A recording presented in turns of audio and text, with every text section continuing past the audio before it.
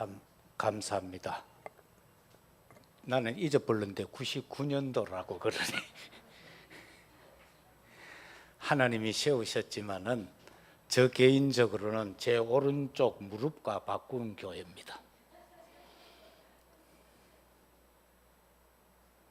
그때 좀 교회가 도토리끼리 모여가 좀 시끄러워서 사역을 하고 오다가 불의의 사고로 다리를 부렀지요.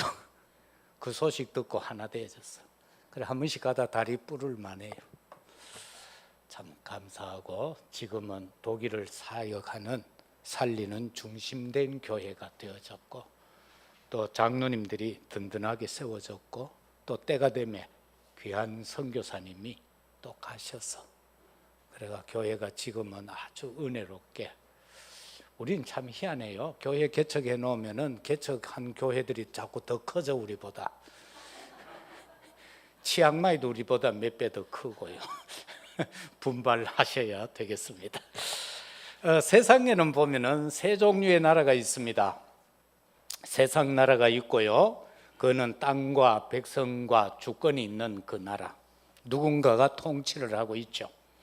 그런가 하면은 사단의 나라가 있습니다. 영적으로 하나님의 나라를 파괴하려는 사단의 나라. 정치, 사회, 경제, 문화 모든 것을 장악하고 있는 나라입니다.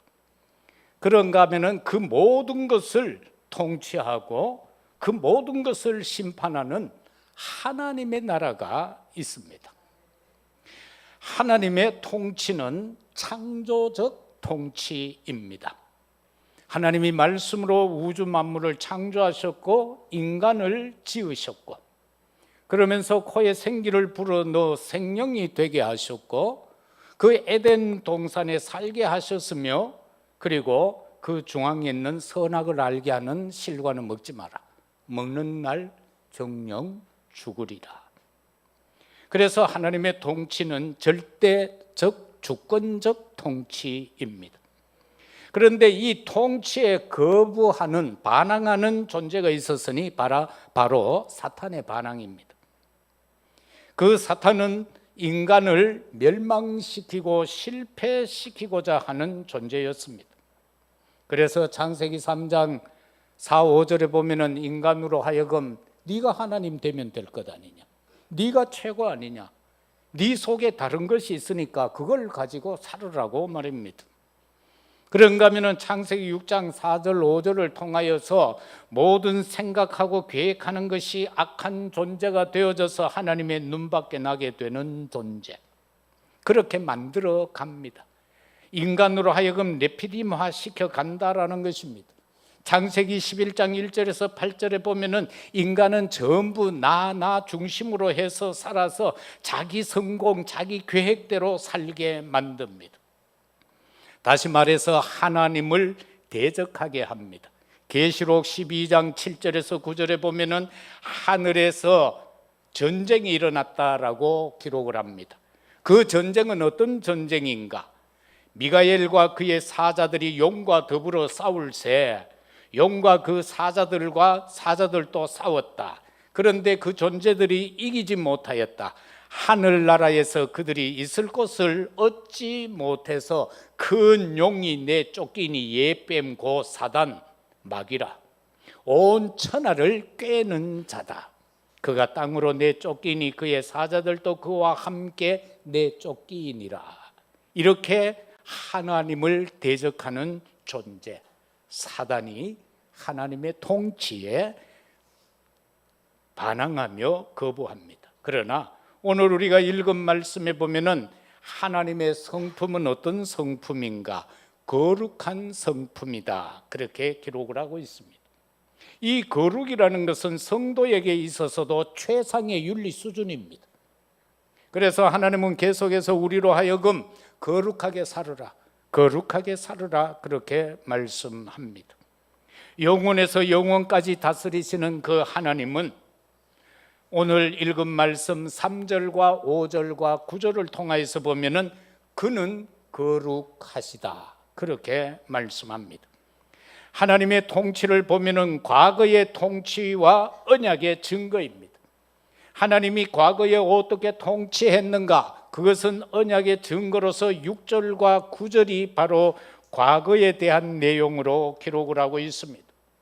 이 속에서 우리가 붙잡을 수 있는 것은 그리스도 오심으로 실현되어지는 하나님의 통치다라는 사실인 것입니다. 이 속에서 저와 여러분들이 붙잡을 수 있는 것은 6절을 통해서 보면은 기도하는 사람들의 영적 소통이다라는 겁니다. 저와 여러분들도 하나님과 영적 소통, 곧바로 안테나를 세워서 소통을 해야 되는데, 이때에는 어떻게 소통했는가? 6절 말씀에 보면은 그의 제사장들 중에는 모세와 아론이 있고 그의 이름을 부르는 자들 중에는 사무엘이 있도다. 그들이 여호와께 간구하며 응답하셨도다라고 합니다.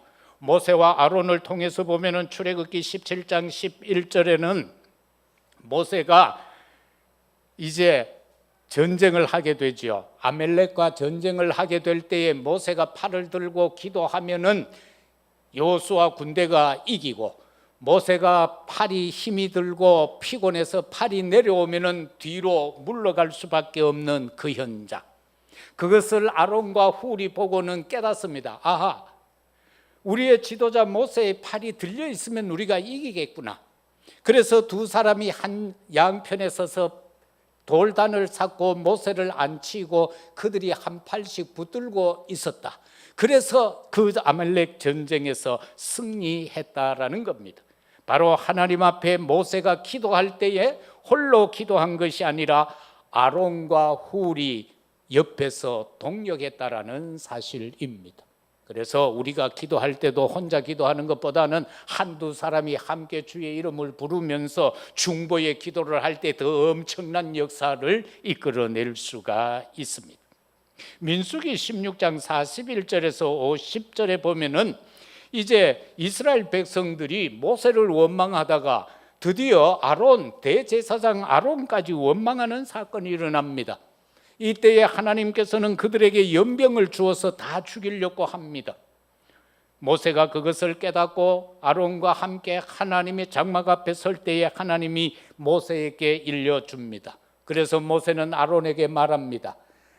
향불을 들고 제단에 불을 담아서 그 향로에다가 또 향을 피워서 저 죽음의 사람들 중앙에 서라는 겁니다.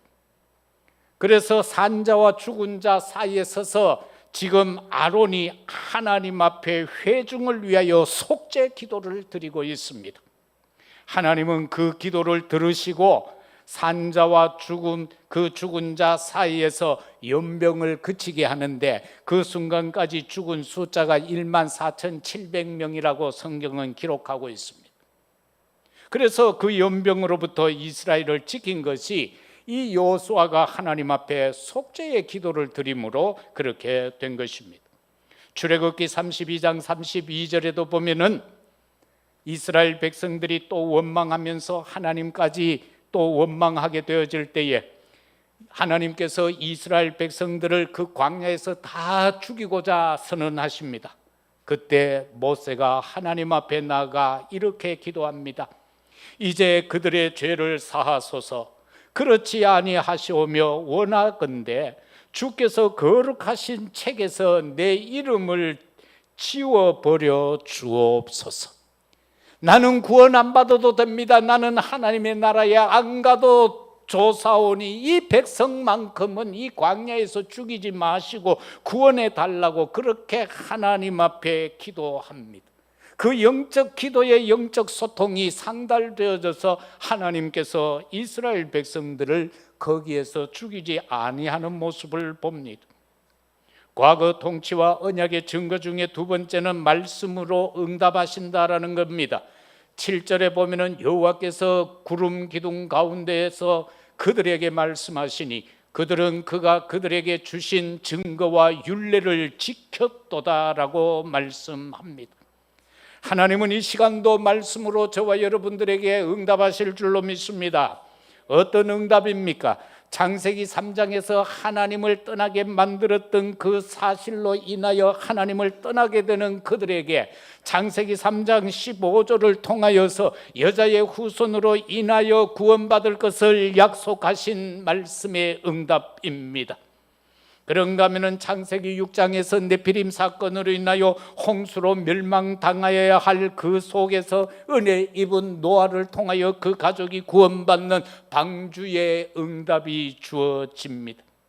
그런가 하면 바벨탑 사건을 통하여서 또한 흩어져야 할 그들 가운데서 하나님께서는 아브라함을 불러서 네 본토 친척 아비집을 떠나서 내가 지시할 땅으로 가라. 그것이 바로 창세기 12장 1절에서 3절의 내용인 것입니다. 너로 인하여 이 지상에 살고 있는 모든 사람이 복을 받을 것이다. 오늘 이 시간 예배드리고 있는 언약에 있는 여러분을 통하여 여러분의 주위에 있는 여러분이 사역하고 있는 모든 현장의 사람뿐만 아니라 현장뿐만 아니라 만물까지도 새롭게 되어지는 은혜의 주역들이 되시기를 주의 이름으로 축복합니다. 이것이 바로 말씀으로 응답하시는 하나님의 역사인 것입니다. 그런가 하면은 사도행전 13장에 들어가서 보면은 첫 선교사 파송을 받아갈 때에 그들은 금식하며 기도합니다. 그 결과가 어떻게 됩니까? 총독을 사로잡고 있던 무속남, 거기에 보면은 박수 무당이 완전히 꺾어지는 현장을 우리는 보게 됩니다. 그런가 하면은 사도행전 16장에서는 4절에 6절에서 10절에 보면은 아시아로 가고자 할 때 길이 막 막혀지지요. 그런데 그 길이 막혀질 때에 기도하고 있을 때에 그 인생의 전환점이 되는 모습을 봅니다. 그 전환점이 되어지고 하나님께서 지시한 그 땅 마게도냐 사람들이 와서 우리를 도와달라고 할 때에 그 마게도냐 처성이 어딘가? 바로 빌립보다. 거기에 들어가서 기도하는 처소를 찾아갔다가 루디아를 만나게 되고 그 집에 이태 동안 있으면서 행한 일들이 저 많은 귀신 들린 여인을 꺾음으로 인하여 빌립보 감옥에 갇히는 사건까지 일어납니다. 그러나 그 지역은 복음화되어졌습니다. 그리고 사도행전 19장에 들어가게 되면 1절에서 7절을 보면은 예수 그리스도가 아니면 안 된다는 것이고, 그리고 하나님의 나라가 선포가 되어졌고 성령의 역사가 일어난 그 결과로 사도행전 19장 8절에서 20절까지에서는 모든 우상이 꺾여지는 사건이 일어나고 있음을 보게 되고, 그 자리에서 바울에게 임한 사건은 뭡니까? 내가 로마도 보아야 하리라는 세계 복음화의 언약이 담겨지는 것을 봅니다. 말씀으로 답이 주어진다. 오늘도 우리가 예배드리면서 하나님의 말씀을 통하여 여러분의 생애에 답을 얻는 시간이 되기를 바랍니다. 그런가 하면은 보응하시되 용서하신다. 우리가 용서하면은 그냥 다 넘어가는 줄 알아요. 그거 아니에요. 하나님은 분명하게 우리가 느끼든 느끼지 못하든 보응하십니다. 보응하시는데 용서하신다는 겁니다. 그게 8절 말씀입니다. 여호와 우리의 하나님이여, 주께서는 그들에게 응답하셨고 그들의 행한 대로 갚기는 하셨으나 그들을 용서하신 하나님이시다. 우리가 죄인 되어서 허물과 죄로 말미암아 죽어야 되는데 그걸 갚아요. 누구를 통해? 예수 그리스도를 통해 갚아요. 주님이 내 대신 십자가에서 죽음으로 다 이루었다라고 그렇게 선언하시잖아요. 그래서 우리는 하나님의 자녀가 되는 놀라운 은혜와 축복을 회복하게 된 것입니다. 그런가 하면은 이사 6장 13절, 우리는 그루터기 후대에 대한 말씀이잖아요. 밤나무 상수리 나무가 배임을 당했다. 이스라엘 백성들이 완전히 멸망 지경으로 갔다는 겁니다. 그것이 바로 보응입니다. 그러나 그루터기는 남았다. 거기에서 새싹이 난다라는 것입니다. 이 사실 속에서 저와 여러분들이 붙잡을 내용은 마태복음 18장 21절에서 35절입니다. 다시 말하면은 어떤 주인에게 10,000달란트 빚진 자가 주인한테 왔습니다. 와서는 눈물 콧물 흘리면서 꿇어 엎드려서 빕니다. 아무것도 없습니다. 내 자녀 자식 저 아내까지 다 종으로 바칠 수는 없지 않습니까? 용서해 달라고 무릎 꿇고 그렇게 빕니다. 그럴 때 그 주인이 그래 알았다. 내가 다 탕감해 주마. 이제 가서 열심히 살으라고 할 때에 거기에서 이제 얼마나 기쁘겠어요. 그렇게 그 집을 나와서 길거리에 오는데 자기에게 100데나리온 빚진 자를 만났어요. 쉽게 말하면은 한 달란트는 어느 정도 금액입니까? 이거는 엄청난 금액이에요. 일평생 모아도 못 모을 그런 임금에 해당하는 돈이에요. 그거를 탕감받아서, 그런데 길거리에 가다가 자기한테 한 100만 원 빚진 사람 만났어. 그래서 이 빚진 사 만나가지고는 돈 갚으라고 해. 그리고 돈 안 갚는다고 하니까 얼마나 두드러 패고 또 고발까지 해서, 그래서 나중에 그 주인이 알고 그를 책망하는 모습을 우리는 봅니다. 이거는 육신적인 걸 가지고 하나님이, 주님이 예를 든 겁니다. 저와 여러분들은 얼마나 큰 죽어마땅했던 우리가, 1만 달란트 빚진 우리가 구원받았잖아요. 사단을 아비로 삼고 살아갈 수밖에 없는 우리가 하나님의 자녀의 신분과 권세가 회복되어졌잖아요. 그렇다면 우리는 세상에 나아갔을 때 만나는 사람에게 어떻게 대해야 하는가를 여기서 우리에게 교훈적으로 주는 말씀인 것입니다. 우리는 이 세상에서 정말로 이 복음을 그저 아무런 조건 없이 다 주어야 됩니다. 그리고 누군가가 우리에게 뭘 요구하는 거 있으면은 들어줘야 되는 겁니다. 하나님께서, 주님이 말씀하잖아요. 오리 가자고 하면 심리 가주라고 했고요, 겉옷 달라고 하면 속옷까지 주겠다라 주어라고, 한쪽 뺨을 때리면 양쪽 뺨 다 돌려주라고 그렇게 말씀하지 않습니까? 우리의 죄를 용서하신 그 하나님 앞에서 우리는 모든 것을 용서하며 살아갈 수 있는 자들이 되어야 되겠습니다. 두 번째는 현재의 통치와 복음화의 진행입니다. 하나님은 지금도 이 우주 만물을, 우주를, 우리 인생을 통치하고 계십니다. 그런데 그 통치 속에는 무엇이 있느냐? 복음화가 진행되고 있다는 사실입니다.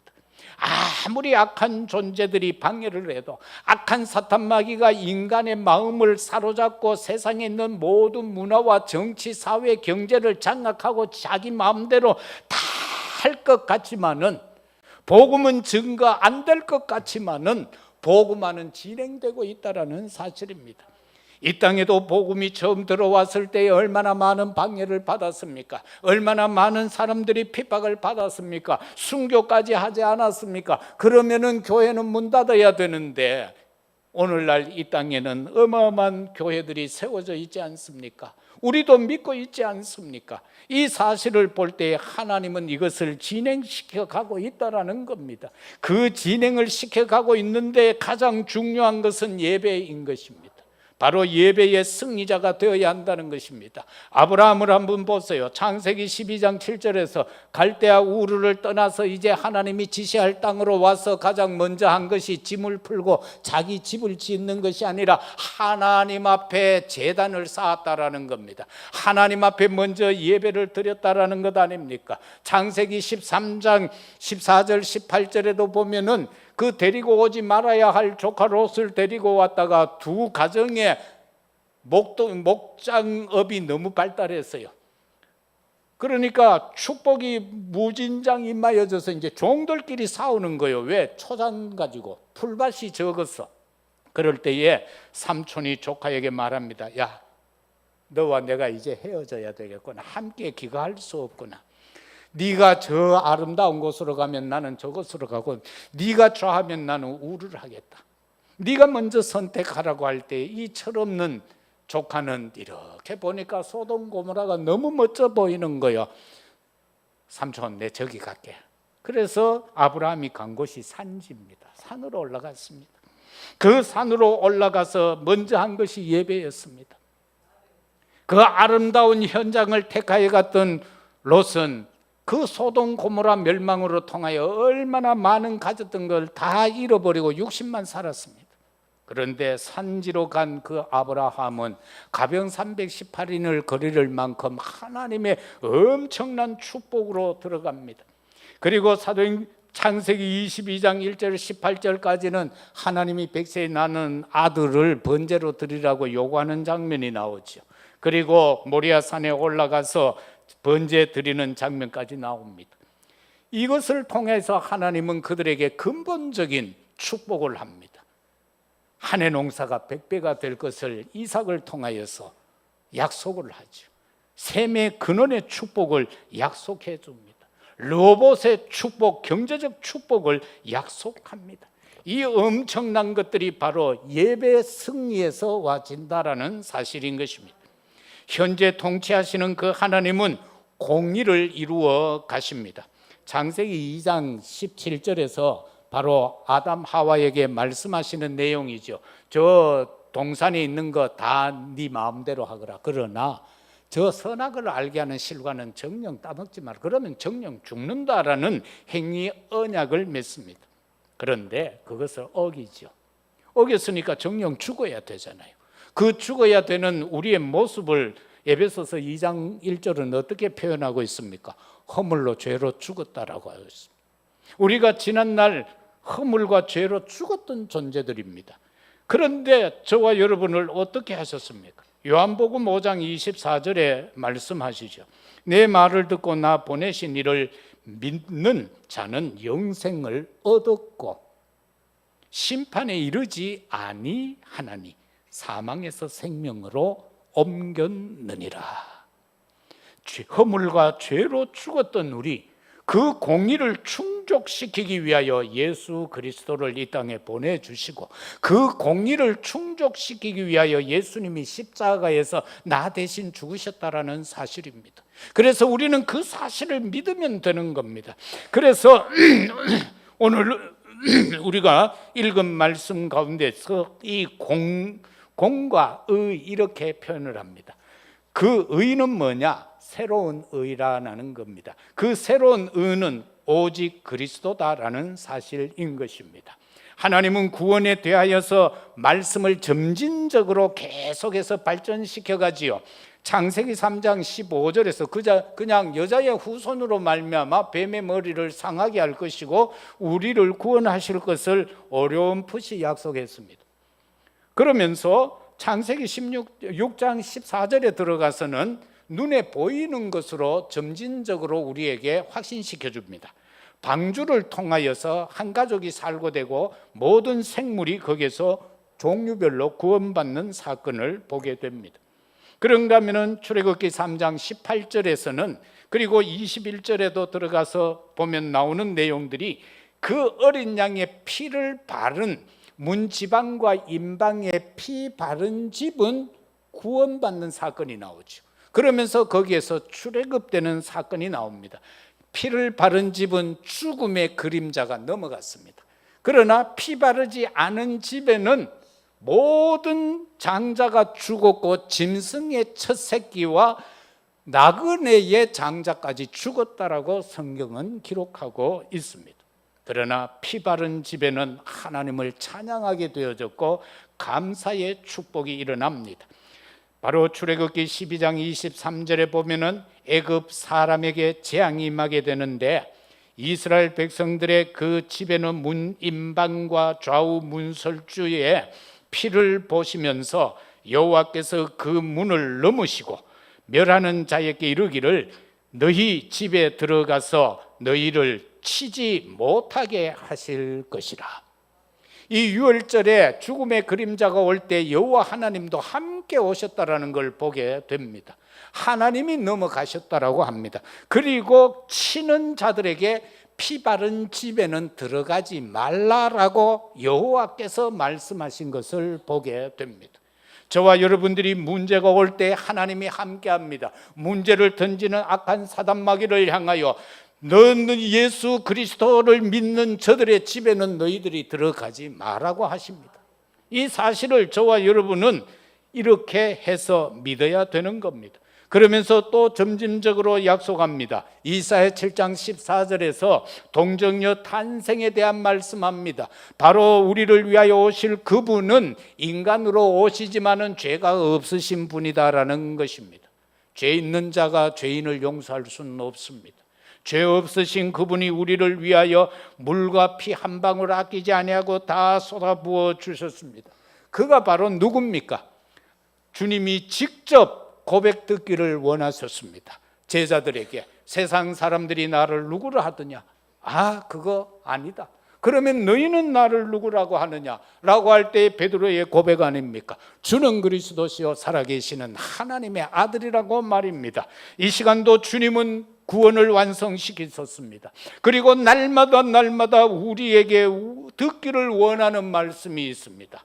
저와 여러분들은 항상 어느 때든지 주님 앞에서 이 고백을 해야 됩니다. 주는 그리스도시요 살아계시는 하나님의 아들이라고 말입니다. 당신은 나의 과거와 현재와 미래의 모든 것을 해결하신 분이다라고 말입니다. 그런가 하면은 현재의 통치와 복음화의 진행은 바로 예배와 후대에 대한 축복으로 나타나는 것입니다. 그래서 오늘 우리는 이 짧은 시간 예배 드릴 때에 모든 답을 찾아야 하는 것입니다. 오늘날 실제로 주일 예배, 오후 예배, 새벽 예배, 수요 예배, 금요 철야 예배, 그리고 토요 핵심까지 우리가 다 하기가 얼마나 힘이 듭니까?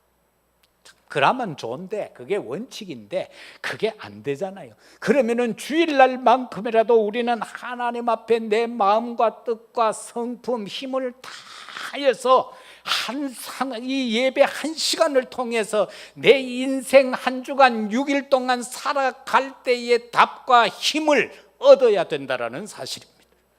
이것만 되면 일주일에 한 번 예배 드려도 됩니다. 그 목사들은 그 힘이 없어서 매일 예배합니다.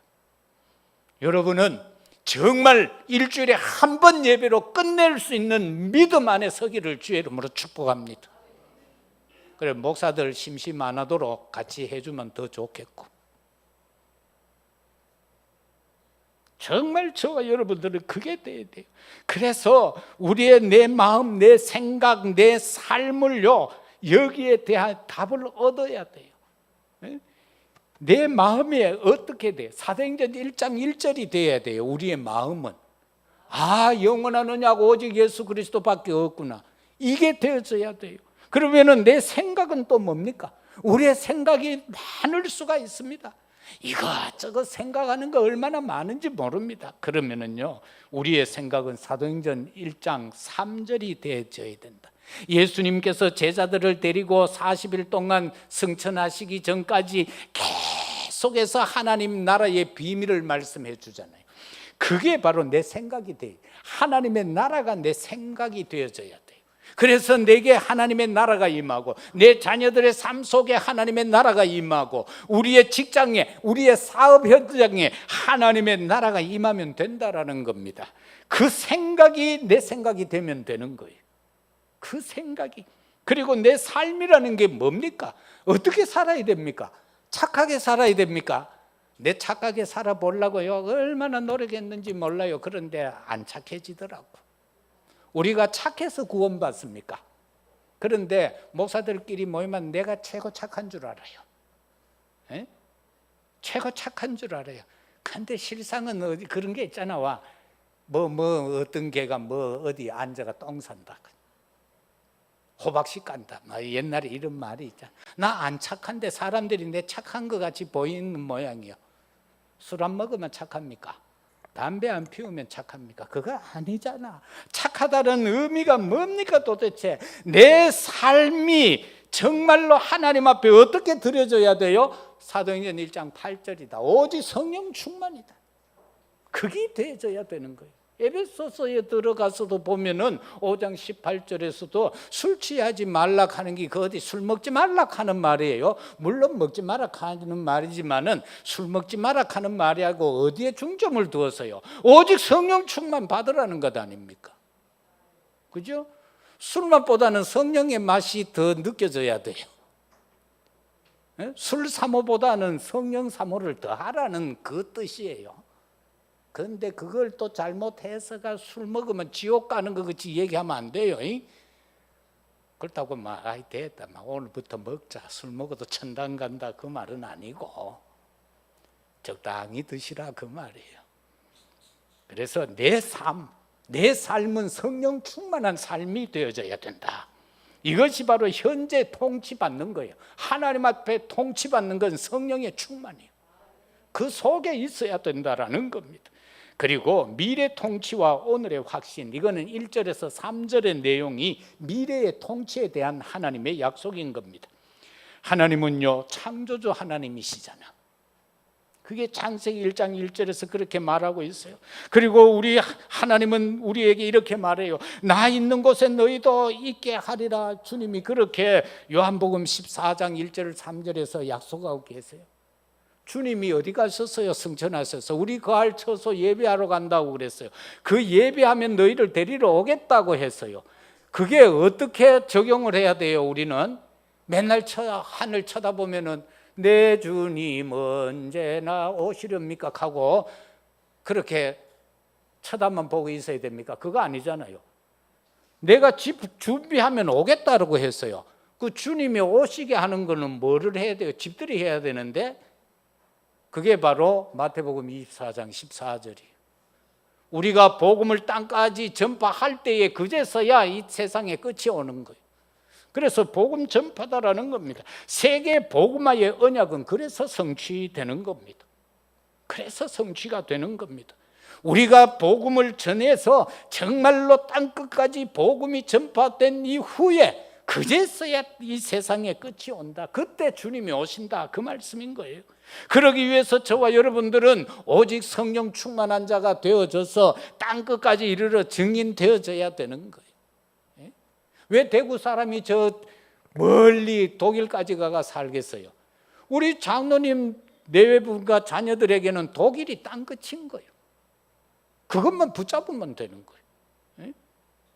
앞으로 모르겠지만은 다정이하고 원빈이는 캐나다가 땅끝이 될 수도 있어. 우리 각자에게 땅끝이 있단 말이에요. 그걸 빨리 찾아버리면은 우리의 여정은 쉽게 갈 수가 있어요. 왜? 목표점이 있으니까. 그 목표점이 없으면은 이리 갔다가 저리 갔다가 하잖아요. 그래서 이것이 하나님께서 이 언약을 성취하면서 나아가시는 방법이 237이요. 하나님이 그 방법이 치유요. 이 방법이 바로 서밋의 역사다라는 사실입니다. 그런가 하면은 미래 통치를 하기 위해서 오늘에 대한 확신이 있어야 돼요. 우리의 미래에 대한 오늘의 확신 없으면은 우리의 신앙은 죽은 신앙이 되는 거예요. 어떤 겁니까? 우리가 성전이라는 거예요. 내 자신이 성전이요. 그러면 이것만 바로 깨달아 버리면은요, 우리는 하나님 앞에 거룩하지 마라 해도 거룩해지는 거예요. 왜? 내가 하나님의 성전인데요. 그러면은 성전은 어떤 것이 성전이라는 것을 성경은 말씀하고 있잖아요. 그러면 너무 쉽잖아요. 안 그래요? 어려워요? 그래서 정말 내 안에 망대가 세워져야 돼. 내가 성전이라면 망대가 세워져야 되잖아. 그리고 망대가 있으면 그 망대를 운영할 수 있는 파수꾼이 있어야 되잖아. 그래서 오늘 이 시대를 살릴 수 있는, 빛을 비출 수 있는, 생명을 선포할 수 있는 망대가 여러분 안에 있기를 바라고, 여러분의 현장에 있기를 바라고, 바로 그 망대의 주역이 되는 바로 여러분이 다 파수꾼이 되기를 주의 이름으로 축복합니다. 그러면은 은성이는 지금 군에 가가 막 진짜 입에 뭔 단내가 날 정도로 훈련하고 있을 거다 이런. 그런데 그게 바로 파수꾼, 그 현장의 망대, 이게 되어져야 되는 거예요. 벌써 훈련 끝날 때 다 됐나? 자대 가서? 다음 주 이제 뽑아가, 야 너는 어디 가라, 너는 어디 가라. 이제 이 날이 다가오는구만. 그 팔굽혀펴기만 잘해도 돼. 우리 요한이는 팔굽혀펴기 50번 따가고 뻘떡 일어나니까 수경사로 빠졌어. 자, 그 다음에 하나님 나라를 누려라. 우리가 미래를 위해서는 오늘 내가 하나님의 나라를 누려야 하는 겁니다. 이 시간 하나님의 나라를 누리시는 여러분이 되기를 바랍니다. 그게 주님이 이 하나님의 나라 누리님이 얼마나 중요했기에 40일 동안 제자들을 데리고 이곳저곳 다니면서 하나님 나라의 비밀을 말씀했겠습니까? 너무 중요했기에 그것도 하루가 아니고 40일 동안 거기에 대해서 집중적으로 말씀했다는 겁니다. 그래서 우리도요, 정말로 복음 이거 죽는 날까지 말해도 부족함이 없어요. 진짜 복음 안에 서야 되는 거예요. 그리고 진짜 복음이 뭔가를 바로 깨달아야 되는 거예요. 그래서 이게 누려지면은 어떤 역사가 일어나는가? 보좌의 축복의 역사가 일어난다. 우리 각각 개개인에게 보좌의 축복이 임한다는 겁니다. 그리고는 시공간 초월의 역사가 일어납니다. 바로 나는 지금 여기서 기도하고 있는데 그 기도의 대상자가 아무리 먼 곳에 있어도 그곳에 지금 시공간 초월하는 여호와 하나님 성삼위 하나님께서 천군 천사 동원해서 역사하신다라는 사실인 것입니다. 이게 믿어져야 하는 겁니다. 이거 안 믿고 기도하면요 아무것도 아니에요. 그거 팔공산이가가 기도하는 거하고 똑같아요.